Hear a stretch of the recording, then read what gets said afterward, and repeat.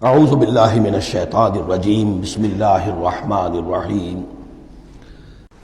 ایمان کے سلسلے میں جو باتیں سورہ حدید میں آئی تھیں، اب یہ پوری سورت، وہاں جو آیا تھا قتال اور جہاد اور حدید، یہ ساری چیزیں آئی تھیں نا، انزلنا الحدید اور انبیاء کی بعثت کا مقصد، وہ سارا مضمون سورہ صف میں آ چکا ہے۔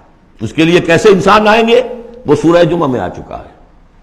سورہ حدید میں بھی آیا تھا، هو الذی ينزل علی عبدہ آیات بینات لیخرجکم من الظلمات الی النور، وہی ہے اللہ جو نازل کر رہا ہے اپنے بندے پر آیات بینات تاکہ وہ نکالے تمہیں اندھیروں سے روشنی کی طرف۔ لیکن سورہ تغابن میں ایمانی مباحث اور جامع ترین صورت ہے۔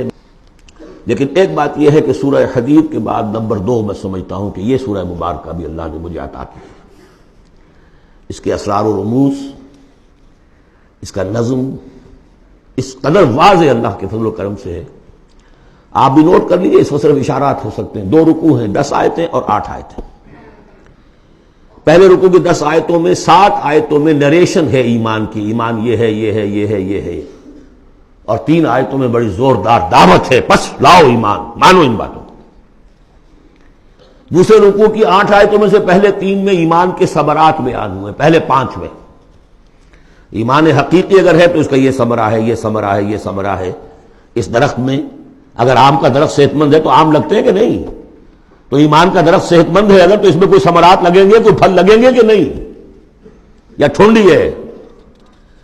تو وہ درخت، وہ پھل کون سے ہیں؟ کچھ داخلی پھل ہیں جو انسان کے اندر کھلتے ہیں پھول، کچھ باہر ہیں جو ظاہر ہوتے ہیں، اور پھر آخر میں 3 آیتوں میں زوردار دعوت ہے کہ ان تقاضوں کو پورا کرو۔ بسم اللہ الرحمن الرحیم۔ یسبح للہ ما فی السماوات و ما فی الارض، یہ تیسری مرتبہ یسبح آ گیا۔ ایک مرتبہ سورہ جمعہ میں، ایک مرتبہ سورہ حشر میں آ چکا تھا، یسبح لہ ما فی السماوات والارض، وما فی کے تکرار کے بغیر، دوسری مرتبہ سورہ جمعہ کے شروع میں، تیسری مرتبہ یہ تغابن۔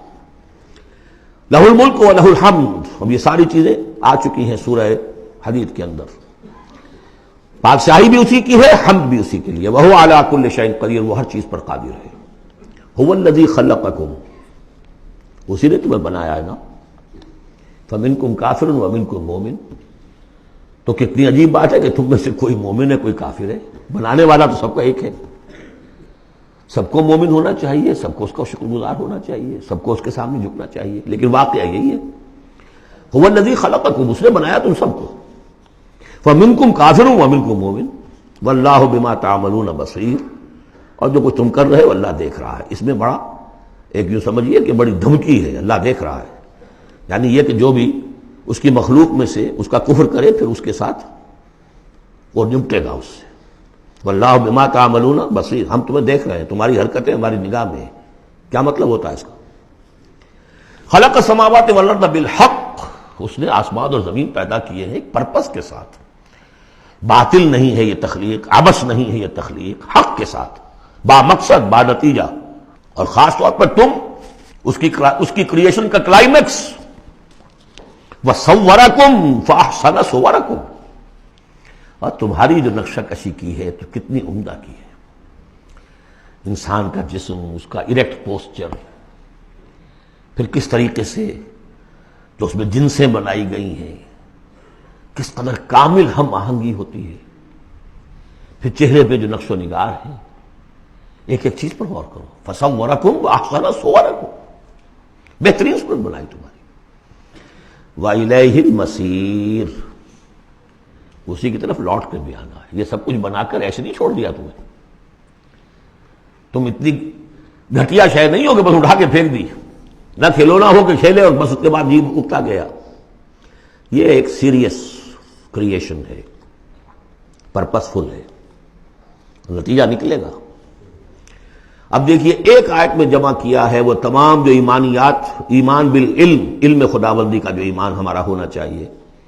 آپ کو کئی کئی آیتوں میں ملے گا قرآن میں بہت سے مقامات پر، یہاں ایک میں 3 ڈائمنشنز دی ہیں۔ یعلم ما فی السماوات والارض، ایک ڈائمنشن، وہ جانتا ہے جو کچھ آسمان میں ہے جو کچھ زمین میں ہے۔ کیا باقی رہ گیا؟ لیکن سیکنڈ ڈائمنشن، وَيَعْلَمُ مَا تُسِرُّونَ وَمَا تُعْلِنُونَ، وہ بھی جانتا ہے جو تم چھپاتے ہو اور وہ بھی جانتا ہے جو تم ظاہر کرتے ہو۔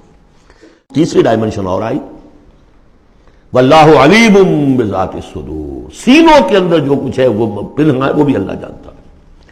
میں کافی عرصے تک متردد رہا کہ یہ تو پھر تکرار ہو گئی، جو کچھ ہم چھپاتے ہیں وہی ہمارے سینے میں ہے نا، اور تکرار محض کلام کا عیب ہے۔ یقیناً یہاں کوئی اور بات ہونی چاہیے۔ تو جب انکشاف ہوا کہ اس سے مطلب ہے even your sub conscious mind which even you don't know yourself what is lurking in the subconscious mind، تمہارے تحت الشعور کے اندر جو طوفان اٹھتے رہتے ہیں اللہ تو ہم اسے بھی واقف ہے۔ He knows you through and through، وہ تمہارے جین سے واقف ہے۔